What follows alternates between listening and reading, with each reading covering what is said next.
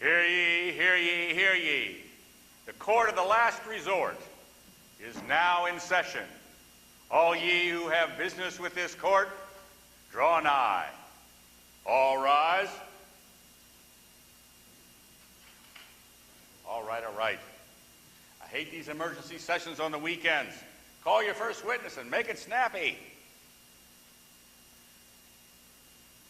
Your Honor, if it please the court, I call as my first witness the sergeant of the Jerusalem SWAT team. Tell us, Sergeant, in your own words, what happened?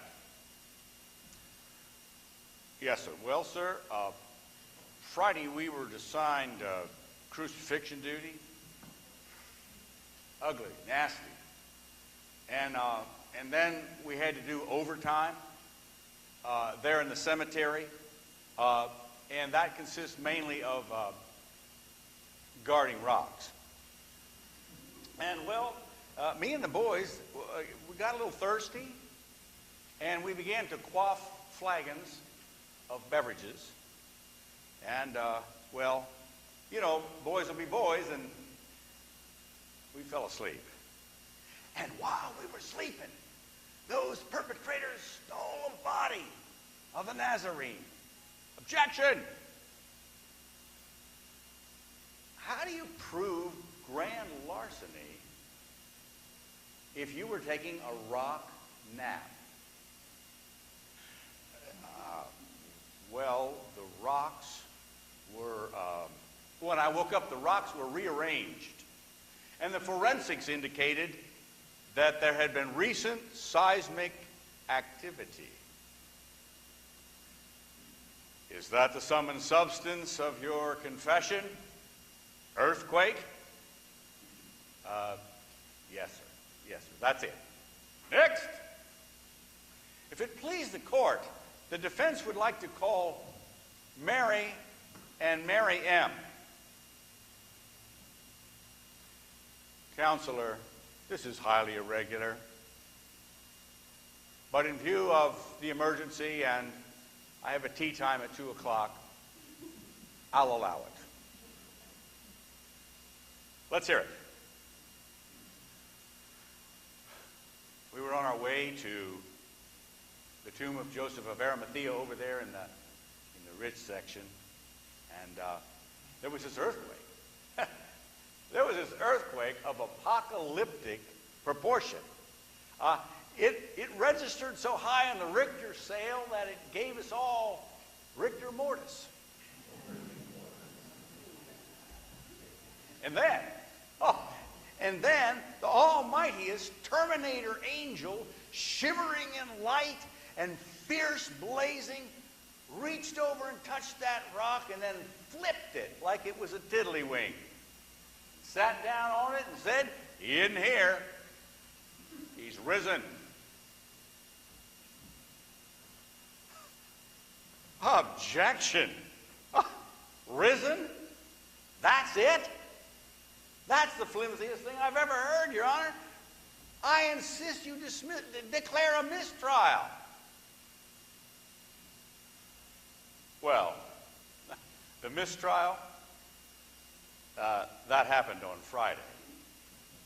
You may recall that Jesus was led down the garden path.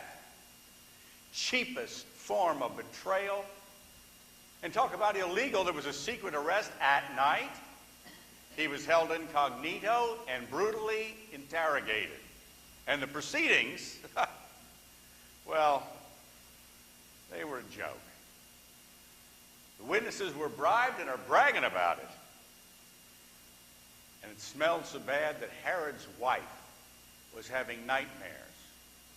And then he was having nightmares about her nightmares because she wouldn't leave him alone. And then Pilate just smelled a rat. He began to recuse himself. He began to moonwalk right out of the Presidium. He did not want to adjudicate. He said, "I have a conflict of interest in that I have no interest in this conflict whatsoever." And he washed his hands.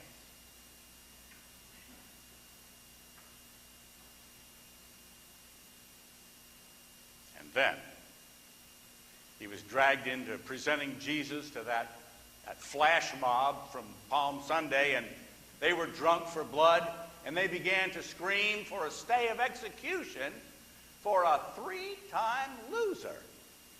You talk about a miscarriage. Now, miscarriage is too gentle a word for what happened. I mean, evil enters into darkness, the darkness of our own hearts, through our veniality, through our sins, our stupidities, and bad things. That's how bad things happen to good people. Bad enough to take Jesus totally down to an ugly, ugly end. You thought we came for an Easter party, didn't you? Those first folks were not really much in the Easter party mode. This was not a stroll down Fifth Avenue with Mary and Martha wearing their Easter bonnets.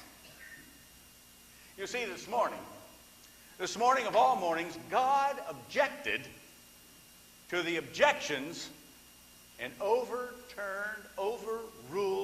the powers that be, and raised Jesus out of that vortex of violence to vitality and victory and vindication. And God demonstrated to all who would cover up and cancel Easter, overruled.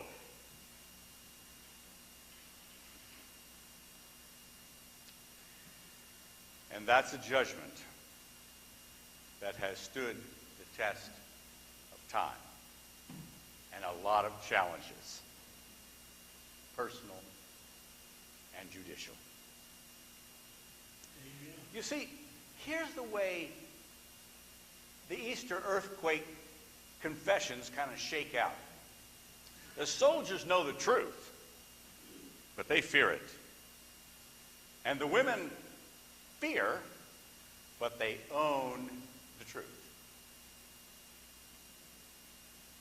And by the way, that burning smell is the pantalones of the sergeant on fire.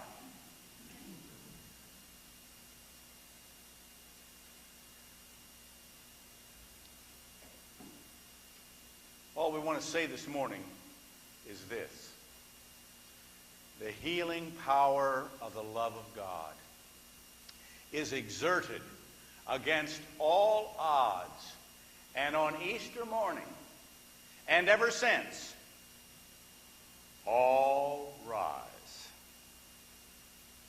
God negates the no of every situation, every circumstance, to say yes.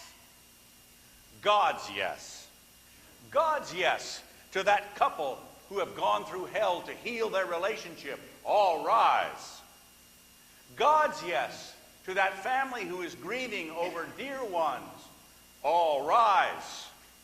Yes to that soul that is in agony over destructive choices and poor decisions. All rise. Yes to friends who are going through a season of estrangement in their friendship. All rise. God's yes to that person who's had it all together and somehow in the middle passages of their life are subject to the dark woods. All rise. Yes, God's yes to the senior who reads the obits every morning and has lived a life of faith all their days, but every once in a while those doubts and those despairs kind of crowd in. All rise. God's yes to a congregation who has been dragged through the knothole of a horrendous first quarter. All rise. Easter is not pie in the sky, and it's not blue sky, and it's not elbow grease and the old college try. Easter is all about the earthquake energy of God poured into our frailty, our finitude, our fracturedness, our foibles, our faults, our failures. It gets poured in. You see, the powers that be, they conspire. They conspire to put Jesus in the ground and grind him down and shove him in the ground. And God said, objection. And in utter contradiction to all that we know, raised Jesus to life and wants to raise you and I too. Now, I don't know what kind of earthquake has buried your hope beneath a ton of rocks. But I just came by this morning to say that every time I let a little hope in, God astonishes me with a little more Easter. Before I hung up my spikes, I used to play church softball. I know. I'm kind of a wide body, and so I still am. So the coach thought that maybe I could knock down a few grounders on third base, put me over there. Well, we were playing the Baptist boys. Now, that's with 2 D's, Baptist boys. And they were pretty serious ball players, and I think they had some ringers. I'm not sure all of them went to Sunday school, if you know what I mean.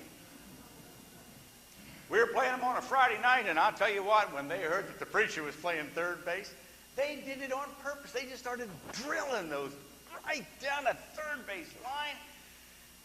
And I bobbled every one of them.